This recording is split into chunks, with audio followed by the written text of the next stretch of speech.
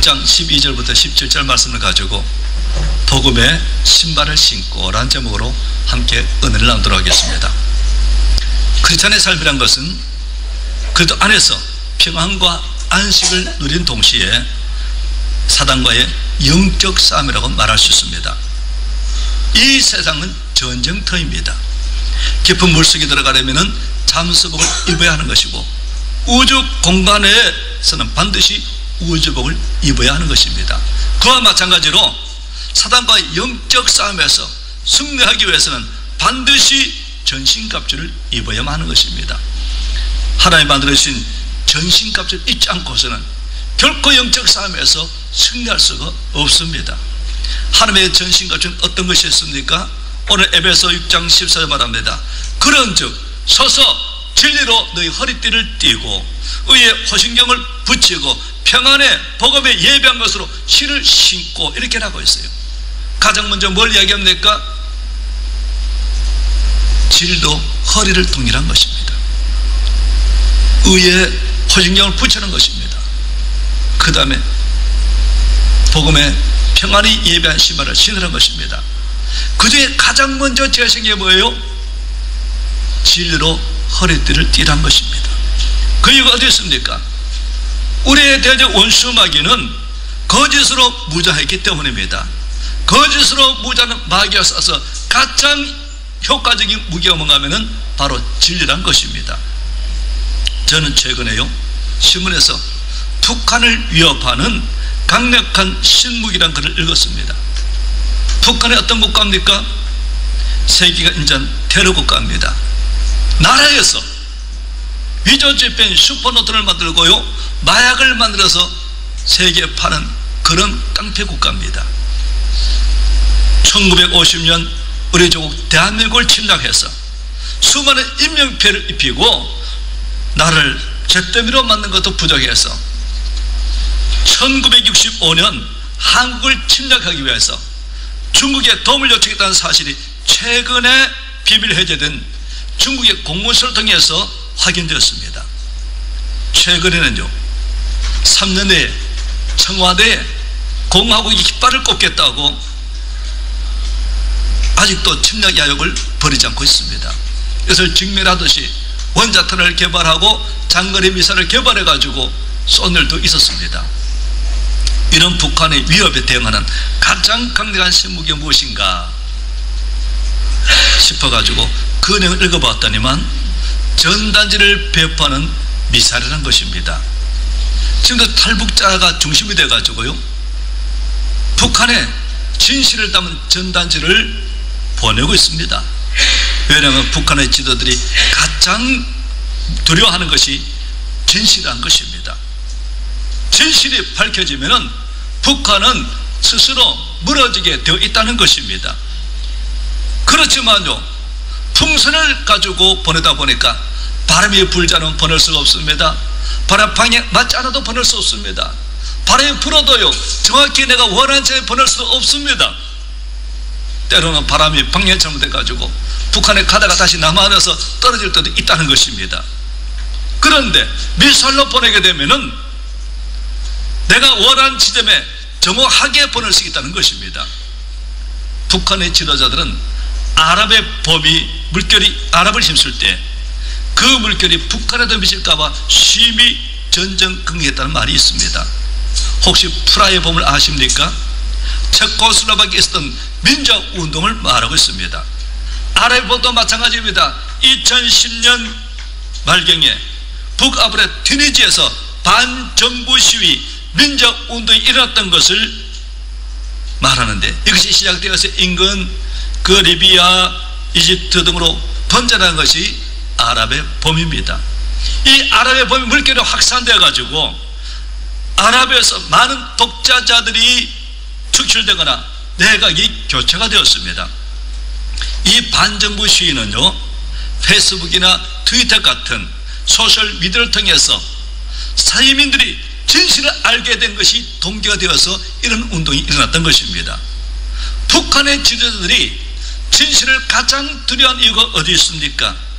언론을 통제하여서 백성들의 길을 막고 눈을 가린 이유가 어디 있습니까? 거짓으로 백성을 속이기 때문에 진실이 밝혀지면 그들이 무너지는 걸 알고 있기 때문인 것입니다. 거짓에 대한 가장 강력한 무기는 진실, 진리인 것입니다. 거짓으로 무장한 사단의 왕국을 무너뜨린 가장 강력한 무기 또한 진실, 진리입니다. 거짓으로 유혹하고 찬수하는 사단과 싸우는 가장 강력한 무기도 또한 진리인 것입니다. 거짓에 속아 살던 사람들을 구원하는 가장 강력한 무기도 진실, 진리인 것입니다. 사단과 싸워서 이기게 되면 어떻게 됩니까? 먼저 진리로 무장해야 되는 것입니다.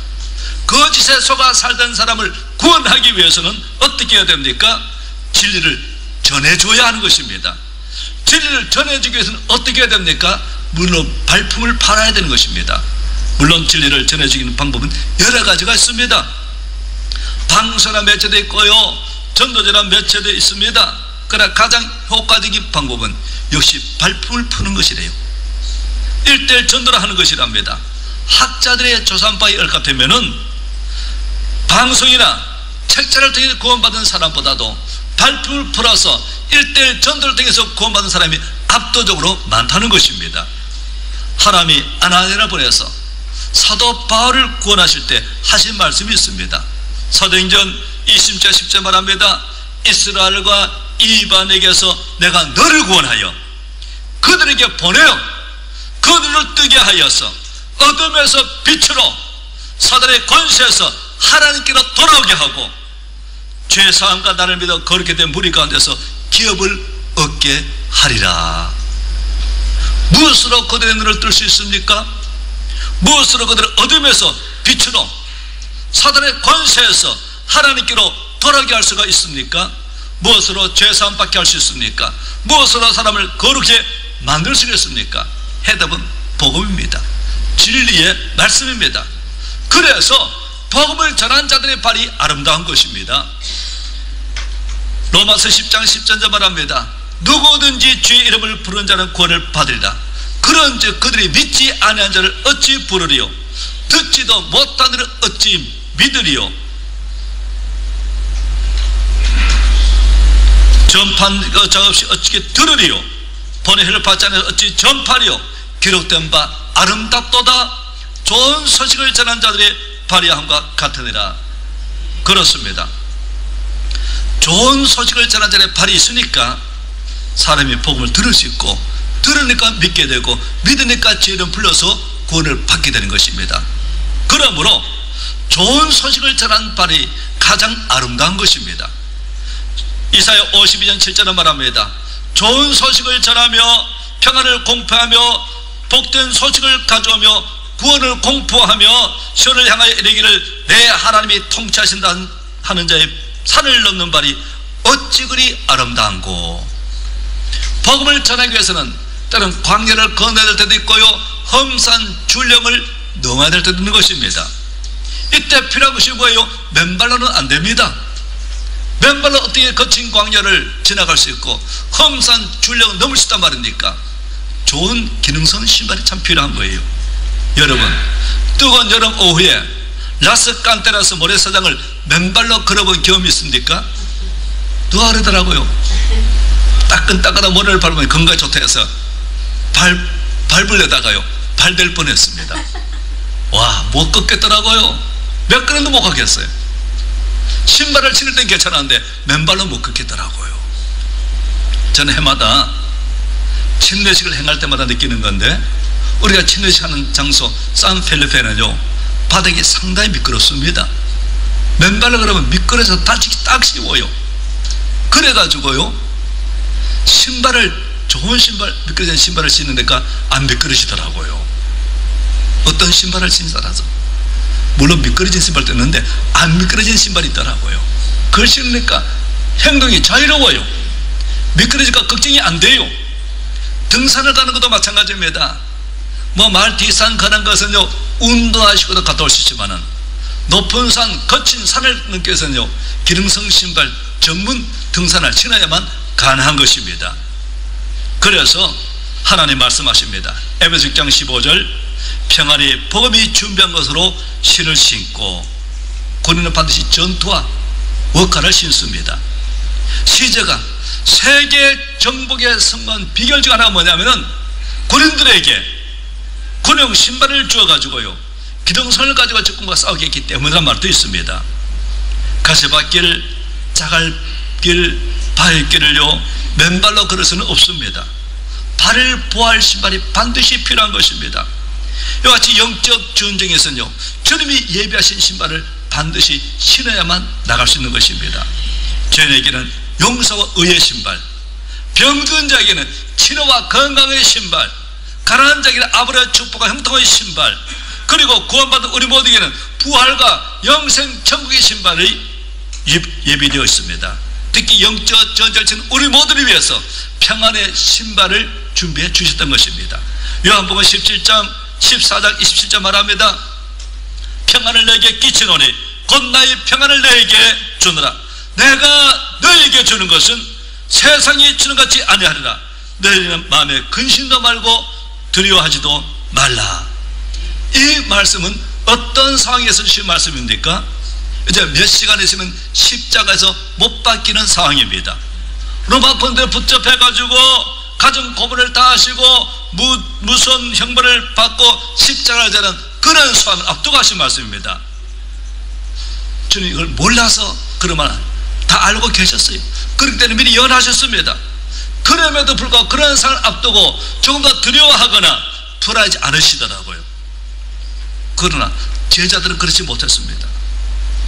불안해하고요 두려워하더라고요. 사내들의 공격의 그 위협이 그들을 두렵게 할 만도 합니다. 미래에 대한 두려움과 공포로 떨고는 제자들에게 예수님이 바로 이런 말씀을 하신 것입니다. 평안을 주시겠다고요. 세상에 주신 평안은요 환경이 주어지는 평안이고, 예수님 주신 평안은 환경을 초월한, 조건을 초월한 평안인 것입니다. 영적 전쟁을 치는 우리에게 이런 평안이 필요한 이유가 어디 있습니까? 평안을 잃어버리면 전쟁에서 지기 때문인 것입니다. 하나님이 여력을 정복하기 전에 하신 일이 무엇인지 압니까? 그 여력의 기생 라합의 이야기를 들어보겠습니다. 기생 라합이 정탐으로 숨겨지고 그 밤에 가서 한 고백이 있어요. 뭐라 말을 하니까 우리가 너희를 심히 두려워하고 이 땅 주민들이 다 너 옆에서 간담이 녹나니, 우리가 너를 심히 두려워하고 이 땅 주민들이 다 너희 앞에서 간담이 녹나니, 이는 너희가 애굽에 나올 때 여호와께서 너희 앞에서 홍해물을 마르게 하신 것과 하나님의 홍해를 그냥 건너게 하자고 마르게 한 이유가 여기 있어요. 다 필요해서 어려움 주신 것입니다. 그리고 너희가 요단 어린 사람의 누가 시험도 오게 하면 곧 그들을 전멸시키는 우리가 들었습니다. 한데 시험과 억방을 전멸시켰거든요. 그들이 엄청난 강한 군사가 나왔어요. 그 말을 듣고 나니까 심히 두렵더라고요. 전율을 상치지 않는답니다. 그래서 두 명의 정탐꾼이 돌아와서 요셉의 고백한 예를 들어보겠습니다. 진실로 여호와께서 그 본 땅을 우리 손에 주셨으므로 그 땅의 모든 주민이 우리 앞에서 간담이 녹되었다. 하나님이 그 땅을 우리에게 주셨으므로 그 땅의 모든 주민이 우리 앞에서 간담이 녹되었다. 간담이 녹아가지고 전율을 상실했습니다. 상실한다고 합니다. 결국은 꽃들에게 요청합니다. 그래서 쌍벽으로 꽃을 잘라버려요. 꽃들이 끝난 거니까 싸움 끝난 거니까 두려움 전쟁 끝난 겁니다. 패배예요. 그래서 그냥 이기더라고요. 우리가 영적 전쟁에 위해서는 마음 평안해요. 평안에 복음에 준비되어 있는 시간이 돼요. 그래서 구체적으로 무엇을 막는 것이니까 첫째로 주님이 주시는 평안을 누려야 된다는 이야기입니다.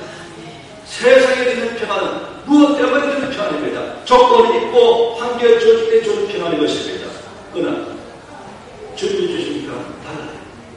세상에 드는 평안은요 조금 고생에 되면 자신을 비워서 드는 평안입니다. 세상은 자신 욕심을 버리고 마음을 비우면 평안이 될 줄 말합니다. 불교에서나 마음의 수양으로 얻는 평안입니다. 그러니까 이런 평안도 마음의 평안을 잃어버리면 없어지는 평안인 것입니다. 예수님께 주신 평안이요, 이것과 전혀 다른 평안인 것입니다. 조건을 위해서 주는 평안이 아닙니다. 조건을 초래해 주는 평안입니다. 따라서 누구도 빼앗을 수 없는 평안인 것입니다. 사도 바울가 지나 빌리고 감옥에 갇혀있을 때도요, 이 평안을 빼앗기지 않더라고요. 그 감옥의 고통에서도 그는 찬송을 불렀습니다. 이 평안은요, 참 평안입니다. 모든 조건을 초월한 평안입니다. 은혜를 주신 평안입니다. 그래서 궁극적으로 제 용서로부터 오는 평안이요, 죽을 전부하는 것으로부터 오는 평안입니다. 저는 십자가 지기 전에 이 평안을 제자들에게 약속해 주신 것입니다. 예수님 구속사회로 완성하시고 부활하신 후에 지하들을 만나서 첫 번째 하신 것은 뭐예요? 평안을 주시더라고요. 요한복음 20장 19절, 이날 곧 안식일 첫날에 저녁 때에 제자들이 유대인들을 두려워하여 가서 모인 곳에, 그날 또요, 제자들은 유대인들을 두려워해서 모인 물을 잠그고 모였어요. 모인 곳에 예수께서 오사 가운데서 이르시되 너에게 평강이 있을지어다. 평강이 있을지어다. 이 평안은요, 십자가 은혜를 받은 자만이 누릴 수 있는 평안입니다. 오늘 예배에 참석 여러분, 바로 이 은혜를 받은 사람입니다. 미래의 불확실성과 통제할 수 없는 상황에서도 불안하고 두려워하지 마십시오. 오늘 주의 말씀을 여러분께서 받아들이시기 바랍니다. 요한복음 14장 27절, 평안을 너희에게 주노니 나의 평안을 너희에게 주노라. 내가 너희에게 주는 것은 세상을 주는 것 같이 아니하노라. 너희는 마음에 근심하지도 말고 두려워하지도 말라. 이 평안을 받아서 모든 두려움, 근심, 걱정, 불안, 공포로부터 해방되시기 바랍니다. 그리고 이 평안을 받아서 영적 전쟁에서 승리하는 되시기를 예수님 이름으로 축원합니다. 두 번째로 성령 충만해 주신 평안을 누려야 될 것입니다.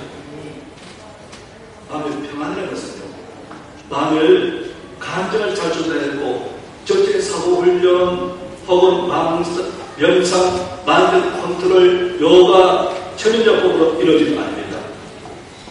마음의 평안은 육체가 편하다고 마음 편하도 아니에요. 환경이 좋다고 마음 편하도 아닙니다. 육체가 편해도 불안한 사람이 있고요, 환경이 좋아도 불안한 사람이 있더라고요. 무엇이 문제? 심령의 문제입니다. 예수 이 문제를 어떻게 해결할 수 있다고 말씀합니까? 성령 충만하면 됩니다. 부활하신 예수님께서 불안한 문제를 만나서 평안을 주어서 말씀하십니다. 그 다음에 하신 말씀이 뭔지 알아요? 성령을 받아라. 그렇게 말씀하십니다. 우리 내면의 평안하여 성령 충만만이 줄 수가 있습니다. 사울을 보십시오. 성령이 떠나니까요, 그 수가 불안과 두려움으로 가득 차더라고요. 심정 불안으로 미친 사람처럼 살게 됩니다. 그러나 성령 충만한 단순 보십시오. 사실 환경은 두려울 수밖에 없는 불구하고요, 그런 성에서 주옥가들 시를 짓고 하나님을 찬양하더라고요. 성령 충만 충만한 제대로 보십시오. 십자가에서 두려움과 불안을 떨어져요. 오순절날 성령 충만한데 환경 변하는 게 전혀 없어요. 그런데도 불구하고 그동안 평안으로 가득 차더라고요. 감옥 가서도 찬양하고요, 기도합니다. 죽음 앞에서도 천사들 얼굴이 변하고 자신을 죽인 자를 용서합니다. 주님께서 우리에게 주신 평안은 고난에 면대된 평안은 아닙니다. 요한복음 16장 3절, 이것을 내게 되면 너희 안에서 평안을 누리게 하려 합니다. 세상에서 내가 환난을 당하나 다른가 내가 세상을 이겨노라. 주님 우리에게 주신 평안은 환난의 비바람이 몰아치고 고난의 물결이 출렁이고 내려의 암과 폭풍과 예상되는 가운데서도 주시는 평안을 말하는 것입니다. 주님께서 지혜들과 함께 가는 바다를 건너갈 적에 큰 풍랑이 일어났습니다. 제자들은 무서움을 못 들었지만 그 가운데 저기 보면 평안이 주무시더라고요. 바로 이 평안을 말합니다. 다니엘 보십시오. 사절에 갇히면서 평안하고요, 다니엘 세 친구 들어가면서도 평안을 누리더라고요. 베드로가 성령 충만하게 되는 두려워서 떨었습니다. 그러나 성령 충만하니까 감옥 가서도 평안을 누려 단잠을 자고 있더라고요. 천사가 이번을 깨게 되는요, 안 일어납니다. 불안을 어떻게 잠겨와요? 성령 충만하던 초대 교회들을 보십시오. 그런 장래가 보여되어 있습니다. 환경이 두렵습니다. 미래를 알 수가 없습니다. 그럼에도 불구하고요, 전혀 두려워하지 않고 평안을 누리더라고요. 우리 영적 전쟁에서 성령 충만받아서 주님이 평안을 누려야 하는 것입니다. 이 평안, 다윗 말의 것도, 베드로 말의 것도, 사도 바울 말의 것도, 다니엘 말의 것도 아닙니다. 우리의 것도 될 수 있습니다. 이 평안을 받으면 감옥에서도, 불가능에서도, 죽음 없이도 두려워하지 않을 수 있습니다. 간이 배밖에 나옵니다. 성령 충만받으면 두려움이 사라집니다. 맨발로 인생길을 닮은 것을 자랑하지 마십시오. 심도 못 가서 발백이 납니다. 우리 모두는요, 복음의 평안의 신발을 신고 영적 싸움에서 승리해야 됩니다. 용서의 신발을 신고 죄책과 정죄함을 밟고 전진해야 됩니다. 거룩한 성령의 신발을 신고 성령 충만의 신발을 쓰고 악한 습관을 밟고 나가야 하는 것입니다. 주님의 신발을 신고 죄를 밟고 나가야 하는 것입니다. 아브라함의 축복의 흉통의 신발을 신고 저주와 간을 짓밟고 앞으로 나아가야 하는 것입니다. 부활과 영생 충만의 신발을 신고 죽음을 두려워하지 말고 죽음을 딛고 앞으로 나아가야 하는 것입니다. 발이 편안하지 않으면 얼마나 고통스러운지 모릅니다. 주님이 예배해 주신 평안의 예배한 신발을 신으면 편안해집니다. 죄에서, 질병에서, 가난한 조음에서, 죽음에서 평안을 누릴 수가 있는 것입니다. 마귀가 온갖 가시밭길을 만들어놔서 두려워할 것이 없습니다. 어떤 장애를 다 밟고 나갈 수 있습니다. 그러나 예수님이 예배하신 이 평안의 복음의 신발을 신지 못한 사람은 예수를 믿어도요 평안이 없습니다. 두렵습니다. 근심이 있습니다. 걱정이 있습니다.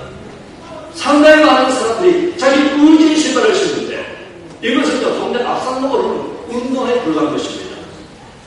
우리 모두는 예수의 십자가로 주어진 평안의 복음의 신발을 신고 앞으로 나아가야 하는 것입니다. 열정으로 돌아가는 영적인 발자체가 교회를 일으킵니다. 복음의 평안의 신발을 신고 모든 장애를 밟고 앞으로 전진한 여러분 되시기를 예수님 이름으로 축원합니다. 걸음걸음 배운 어린애들은요 하루에도 100번 정도 넘어진다고 합니다. 그 넘어지면 다시 일어나요. 오늘도 여하치 넘어짐을 굴하지 마십시오. 다시 일어나면 되는 것입니다. 다시 일어나서 복음의 평안의 신발을 즐거운 내고 영적 싸움에서 순간 여러분 되시기를 예수님 이름으로 축원합니다. 기도하겠습니다. 아버지 하나님의 그 하늘에서 나타납니다. 우리의 삶이 있습니다. 한가를 알지 못하는 것은 패배를 자초하는 것입니다. 만일 그림이라는 것은 정의를 상실해서 패배를 자하는 것입니다. 거짓 왕국 무너뜨리는 비결은 진리입니다. 거기에 속한 사람들을 원하는 것도 진실입니다. 오라운드의 진리를 전하기 위해서 그런 발로 나아가야 됩니다. 물론 레스통도 있고 책들도 있겠지만 가장 효과는 우리가 직접 우리 발로 밟고 나가서 진리를 전할 것이라고 말씀해 줬습니다. 그러므로 기쁜 소식을 전한 자의 발이 얼마나 아름다운지 모릅니다. 오늘 바로 그 복음의 발, 평안의 소식을 전하고 기쁜 소식을 전하는 아름다운 발걸음으로 은혜 베풀어 주옵소서. 원수는 그룹에 수많은 가지가기를 허물을 주문하고 우리가 복음에 주는 평안의 신발을 신으면 밟고 지나갈 수 있습니다. 아버지 하나님의 평안의 신발을 신고 모든 자가 밟고 걸어가서 그들의 복음을 증거하는 일꾼이기를 원합니다. 영적 삶을 승리하는 일까지를 원합니다. 진리의 헛되를 띄고 의에 흉배를 붙이고 아버지 하나님과 복음에 주는 평안의 신발을 신고 영적 정부의 모든 생각으로 우리 모두에게 은혜 허락하여 주시옵소서. 예수